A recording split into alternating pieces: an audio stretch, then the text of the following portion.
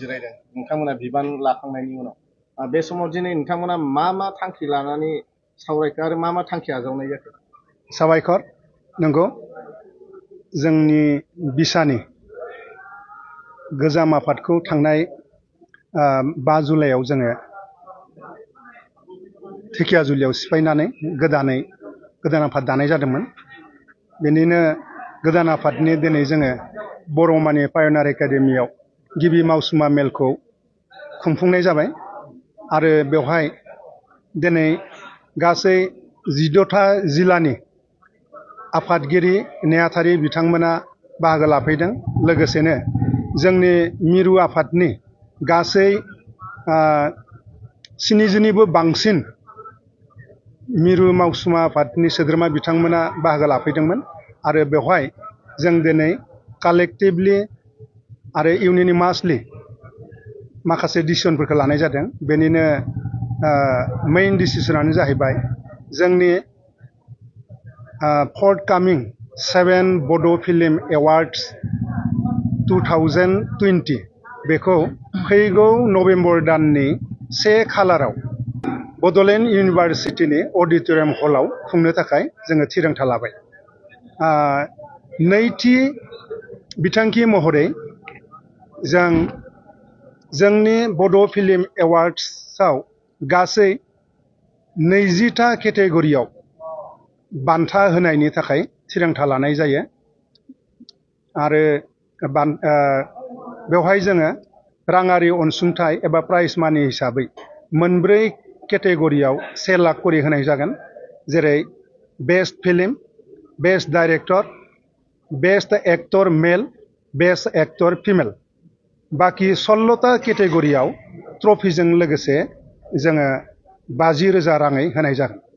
थामथि बिथांखि हिसाबै लानाय जायो जायफोर जोंनि बर' समाजाव सुंद' सावथुन बानायो बिथांमोनखौ नोजोर बोनानै जोङो बे खेबावबो सुंद' सावथुन बादायलायनाय शर्ट मुभि कम्पिटिसनखौबो नाजावनाय जादों।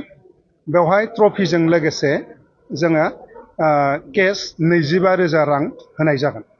बेनि अनगायैबो जोंनि गेजेराव माखासे प्रडिउसार बिथांमोना मिउजिक भिडिअ बानायो। दा मिउजिक भिडिअनि बाथ्राखौबो जों साननानै बा मिउजिक भिडिअजों लोब्बा गोनां महरगिरिफोरखौ मोनसे थुलुंगा होनो थाखाय जोङो मिउजिक भिडिअ कम्पिटिसनबो लानाय जादों। बेवहायबो ट्रफिजों लोगोसे प्राइज मानि थागोन। बेखौ जोङो फैबाय थानाय समाव थिग खालामगोन जोंनि कन्डाक्ट कमिटि आरो मिरु बिसाया। बेनि अनगायैबो जोंहा बोसोरफ्रोमबो जोङो जोंनि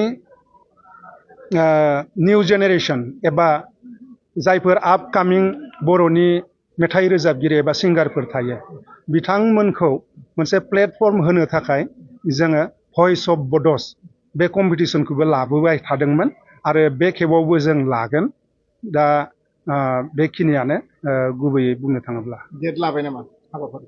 औ, एसे आगोलाव आं बुंखाबाय माने फैबाय थानाय 1 नभेम्बराव बड'लेण्ड इउनिभार्सिटिनि अडिट'रियाम हलाव बेयो जागोन। बलिउड बा हलिउडनि ग्लेमार आर्टिस्ट लाबो बेखौबो सावरायनाय जादों आरो नोंथांमोननि गेजेरजों गासै बर' सावथुनखौ अनसायग्रा बिथांमोननिसिम जों फोरमायनो लुबैदों। थांनाय 6थि बर' सावथुन बान्था फोरबोआव अर्थात गुवाहाटीनि कलाक्षेत्रआव खुंनायाव जोङो बलिउडनि सासे रिनाउन्ड एक्ट्रिस लाबोनाय जादोंमोन। बिथाङा जाहैबाय पद्मिनी कलापुरी। बिथांखौ लाबोनानै जोंनि बड' फिल्म एवार्डखौ जोङो थारैनो जोंनि गुवाहाटी सिटि बायदियाव गोबां हाइलाइट खालामनो हादोंमोन। बेनिखायनो बे खेबावबो जोङो अलरेडि बिटिसि सरकारनि हारिमु बिफाननि सावथुन बिफाननि मावफुं सोद्रोमा बिथांजों सावरायबाय।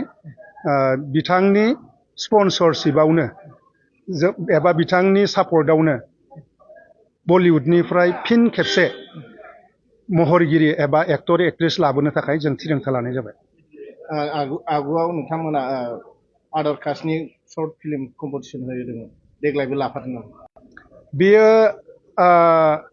दिनै बेखौ एसे दोनथ'नाय जादों नाथाय सम आरो सुबिदाखौ नायनानै हयथ' जोङो बे आदार्स लेंगुवेजनि सर्ट फिल्मखौबो एबा सर्ट मुभिखौबो कम्पिटिसनाव लाबोफिननो हागौ नाथाय बे बारनि थाखाय बे बारावबो जानो हागौ जायबो जानो हागौ मानोना बे एसे फाइनान्सियेल मेटार जाहैबाय जुदि बबेबा मोनसे एंगेलनिफ्राय एभेलेबल जुदि जोङो फाइनान्सियेल एसिस्टेन्ट मोनोब्ला हयथ' जोङो बे आयदाखौबो सोफिननाय जागोन।